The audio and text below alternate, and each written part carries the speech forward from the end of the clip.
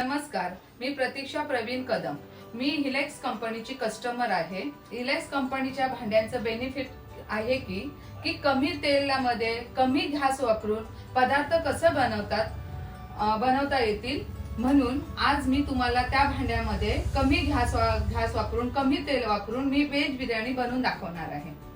आज मी व्हेज बिर्याणीसाठी हे बासमती तांदळाचा वापर करत आहे. या ग्लासाने मी एक ग्लास बासमती तांदूळ 20 मिनिटं भिजत ठेवणार आहे. चला तर मग आपण साहित्याकडे लक्ष देऊ. फोडणीसाठी मी उभे चिरून कांदे घेतले आहेत, 2 टमाटर, 2 चमचे दही, गार्निशिंगसाठी कोथिंबीर, थोडेसे फ्राय करून मी पनीर केले आहेत, कॉलीफ्लॉवर, वटाणा, फरसबी, गाजर, काजू तेही थोडे मी फ्राय केले.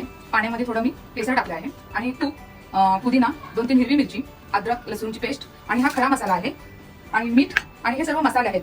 धना पावडर, जिरा पावडर, हल्दी, लाल तिखट आणि हिंग. हा आहे हिलेक्सचा पॅन आणि हा आहे हिलेक्सचा टोप. ह्याच्या दोघांचा वापर करून आपण व्हेज बिर्याणी बनवणार आहोत. ह्याच्यामध्ये मी आधी कांदा फ्राय करणार आहे. कांदा फ्राय करण्यासाठी मी तेलाचा वापर केला आहे, तेही कमीत कमी. गॅस स्लो आहे. गॅस स्लोवरी आपली कुकिंग फास्ट होते आहे.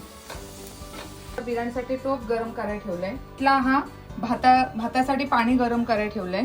पण 1 चमच तेल टाकलंय. हे ऑइल बिर्याणी आहे म्हणून. 1 मोठी वेलची, 1 छोटी वेलची, दालचिनी, तमालपत्र, जिरा आणि दगडी फूल. कमी गॅसवरती किती फास्ट प्रोसिजर होते. आता आपण ह्याच्यामध्ये टोमॅटो टाकूया. अद्रक लसूण पेस्ट जे आपण 2 चमचे घेतलेली. टमाटर विरघळण्यासाठी थोडासा मीठ घातला आहे.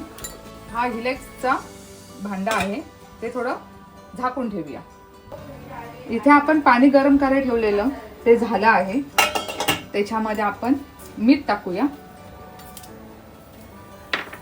आणि खडे मसाले जे आपण वापरतो.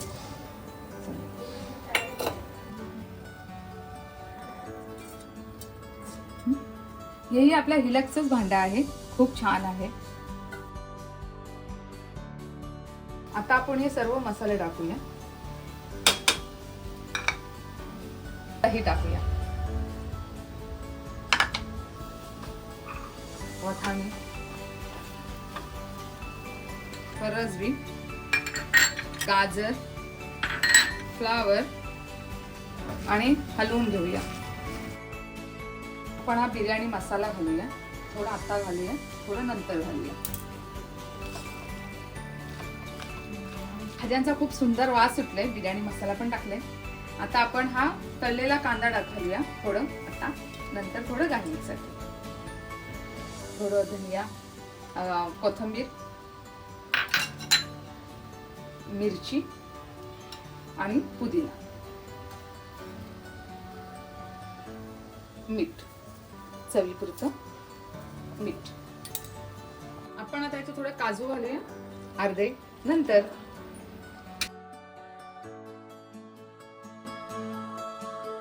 साठी थोडी झाकण ठेवूया. या झाकणामध्ये अशी सिस्टम आहे की 80-90 वर काटा आला की कुकिंग झाली असं समजतं. हे बघा, आपला आता हा बासमती भात मस्त छान शिजला आहे. 80 डिग्रीवरती. जास्त 100% नाही शिजवायचा, 80% शिजवायचं बस. इथे 80च्या पुढे गेलेला आहे. आता चेक करून बघूया. भाजी बघा, खूप छान शिजलंय. पुरं जसं आहे तसंच आहे, पण शिजलं हे. पनीर घालूया. भात,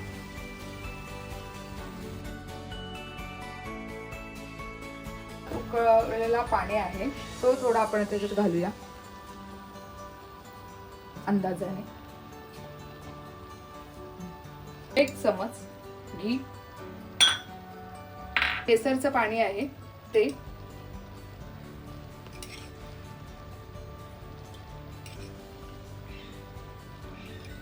कांदा आहे,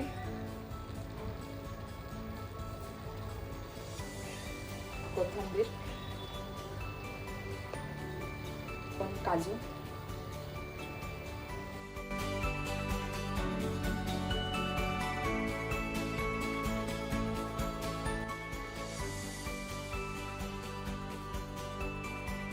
आता आपण झाकण ठेवू 80 वर काटा येईपर्यंत ठेवूया.